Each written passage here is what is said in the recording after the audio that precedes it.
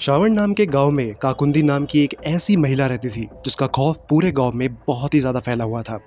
ये महिला इतनी ज़्यादा डरावनी थी कि लोग इसके नाम से ही कांपते थे। कहते थे कि 7 बजे शाम को लोग अपने घर के खिड़की दरवाजे खोल देते थे ताकि काकुंदी उनके घर के पास आए और वहाँ से चले जाए, क्योंकि जिसके भी घर का दरवाज़ा या खिड़की ना खुले उसके घर के सामने काकुंदी एक ऐसा इंसानी रूप लेती थी जो कि बेहद खूबसूरत होता था और कोई भी मर्द उसको देख के अपने घर के अंदर रह नहीं पाता था।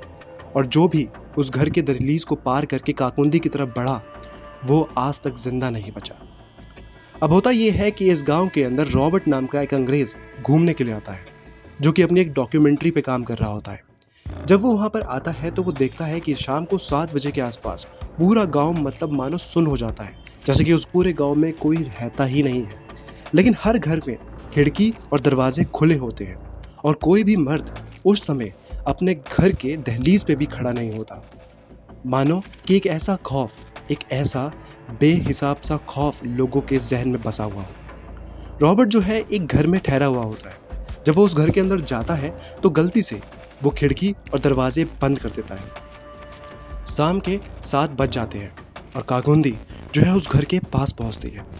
जैसे ही वहाँ पे पास पहुँचती है वहाँ पर तेज़ हवाएं चलने लग जाती है, जैसे मानो कि मौसम ने अपना रुख एकदम से बदल दिया हो। जैसे ये हवाएं चलती है उस घर के बुजुर्ग इंसान को पता चल जाता है कि अरे कुछ गड़बड़ हुई है। वो रॉबर्ट की कही हुई गलती को समझ जाता है और रॉबर्ट को कहता है कि जल्द से जल्द जाके दरवाज़ा खोल दो और खोलने के बाद सीधा घर के अंदर आओ।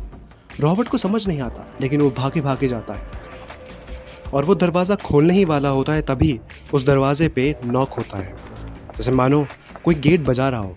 रॉबर्ट अमूमन हमेशा की तरह वो दरवाज़ा खोलता है और जब वो बाहर देखता है तो एक बहुत ही खूबसूरत सी महिला को सामने खड़े पाता है और वो महिला उसको अपनी तरफ आकर्षित कर रही होती है, बुला रही होती है। बाहर जैसे ही वो कदम बढ़ाने वाला होता है पीछे से वो बुजुर्ग इंसान उसको रोकने की कोशिश करता है कि बाहर मत जाओ। रॉबर्ट उसकी सुनता नहीं है क्योंकि रॉबर्ट ने कभी भी इतनी खूबसूरत लड़की नहीं देखी होती। वो अपने कदमों को बाहर रख देता है। बाहर रखते ही मानो कि काकुंदी उसको बहुत ज़ोरदार एक हमला कर देती है और उस हमले के बाद वो होश में आता है, लेकिन 14 दिन के लिए बस। उसके शरीर पे हर दिन घाव की मात्रा बढ़ती जाती है और 14वें दिन उसके शरीर के घाव बहुत ही ज़्यादा हो जाते हैं। गाँव वाले उसकी मदद करना चाहते हैं लेकिन वो कर नहीं पाते क्योंकि ये काकुंदी का एक श्राप होता है। इसके बाद क्या था, 14 दिन तक घाव इतने बढ़ जाते हैं कि 15 दिन रॉबर्ट अपने आप ही अपने शरीर को छोड़कर यहाँ से चले जाते हैं। और ये गाँव वालों के लिए एक ऐसी सीख बनती है जो बताती है कि गलती की गुंजाइश नहीं।